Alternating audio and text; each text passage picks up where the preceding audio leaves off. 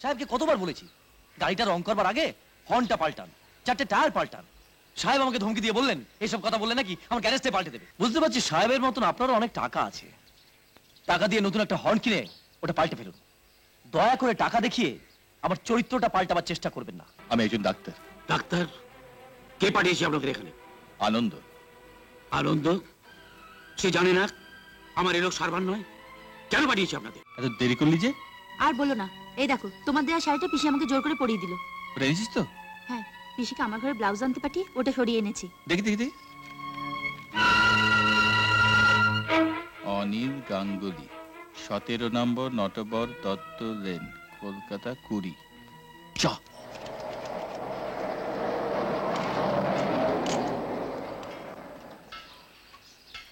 এখানে গাড়ি দাঁড় করালে কেন? তোর বাবা গাড়ির বাইরেটাই রং করিয়েছে, দেখি যে হর্ন বাজে না সেদিকে কোনো নজর নেই। কলকাতার রাস্তায় হর্ন ছাড়া গাড়ি চালানো যায়? চ, এই গ্যারেজ থেকে হর্নটা সারিয়ে নি। কাউকে তো দেখতে পাচ্ছি না। গ্যারেজের মালিক কর্মচারী সব গেল কোথায়?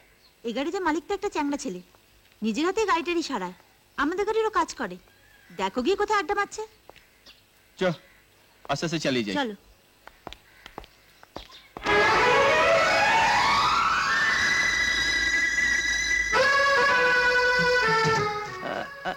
আরে বাপরে,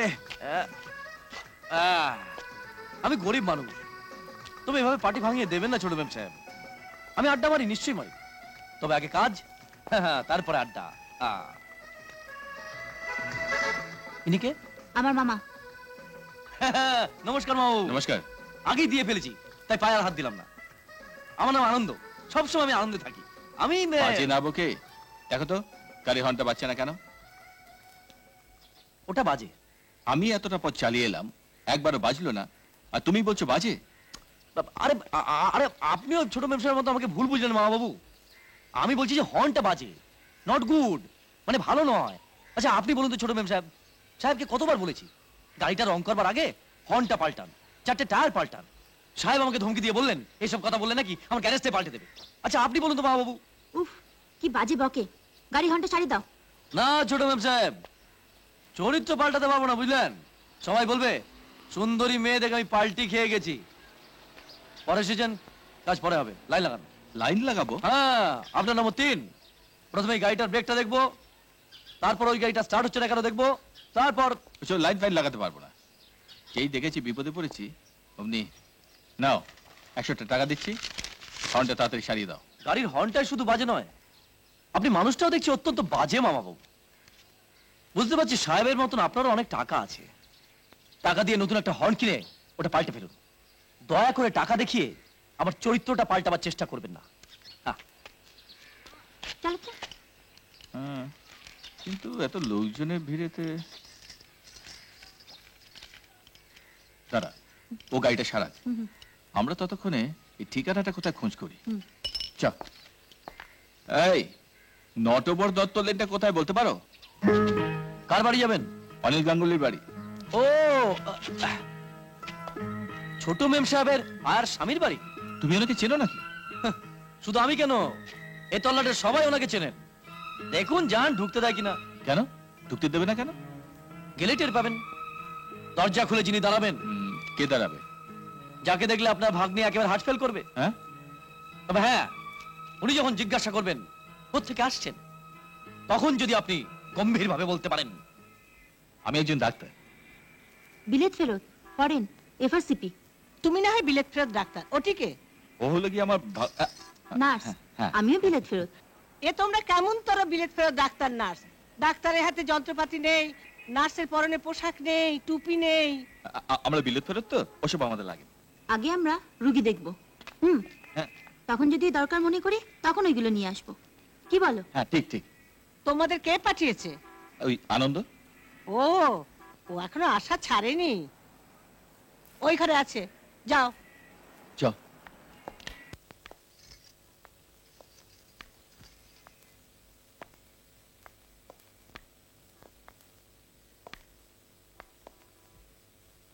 ডাকছি।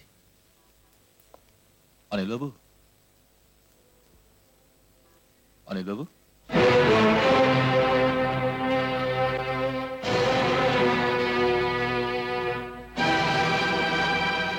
আপনারা কে? কি চাই এখানে?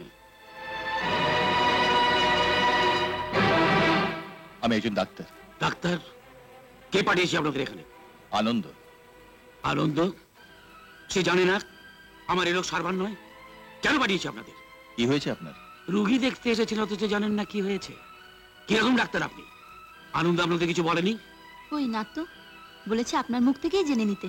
জ্বলছে এই বুকের মধ্যে একটা আগুন, দাও দাও করে জ্বলছে, দাও দাও করে জ্বলছে। এইখানে এইখানে পারবেন সেটা নিভিয়ে দিতে? আগুনটা কিভাবে লাগলো তা যদি বলেন তাহলে আবার চেষ্টা করে দেখতে পারি। পারবেন? পারবো।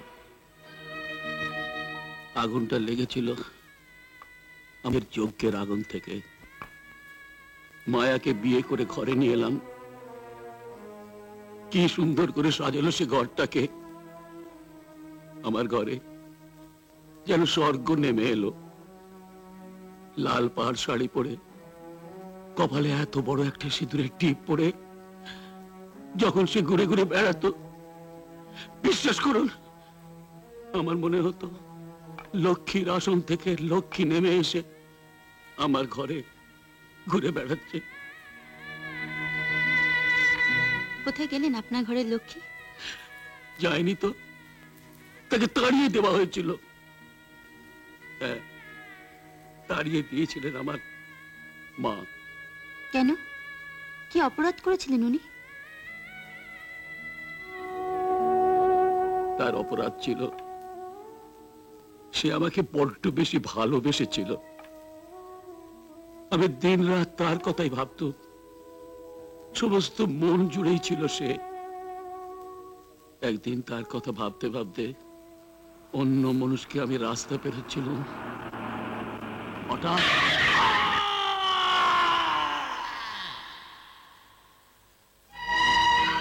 আচ্ছা ডাক্তার, ডাক্তার বলুন তো, একটা বাস এসে আমাকে চাপা দিল, তার জন্য আমার একটা পা কেটে বাদ দিতে হলো। তার জন্য হতভাগী দায়ী হবে কেন? কেন মা বলবে যে ওই অপয়া, ওর জন্য আমার এই সর্বনাশ?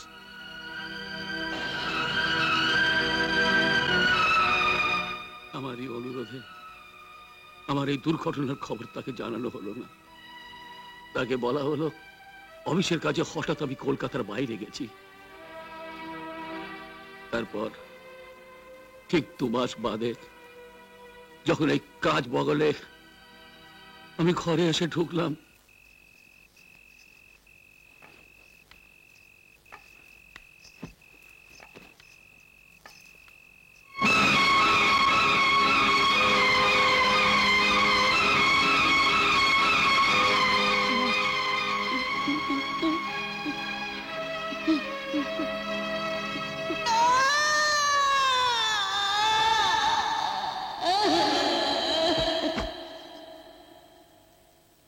আমি হাসপাতাল থেকে বাড়ি ফিরলাম।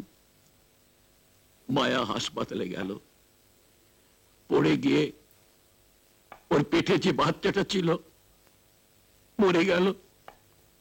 আর মায়াকে বাঁচাতে ডাক্তারেরা বাধ্য হয়ে ওর গর্ভনালীটা কেটে দিল। মায়া চিরতরে বন্ধা হয়ে গেল। একেই মায়া বাড়ির বউ হয়ে আসার পর আমার পা কাটা গিয়েছিল বলে মা বলতেন ও নাকি অলক্ষী। তারপর যখন জানতে পারলেন জীবনে আর তিনি কখনো দিদা হতে পারবেন না, সেদিন থেকে ঠিক করেছিলেন মায়াকে এ বাড়ি থেকে তাড়িয়ে দেবেন। মা আমাকে প্রায় বলতেন আবার বিয়ে করতে, না হলে নাকি বংশের প্রদীপ জ্বলবে না। একদিন কারখানা থেকে বাড়ি ফিরে চা চাইতে গিয়ে দেখি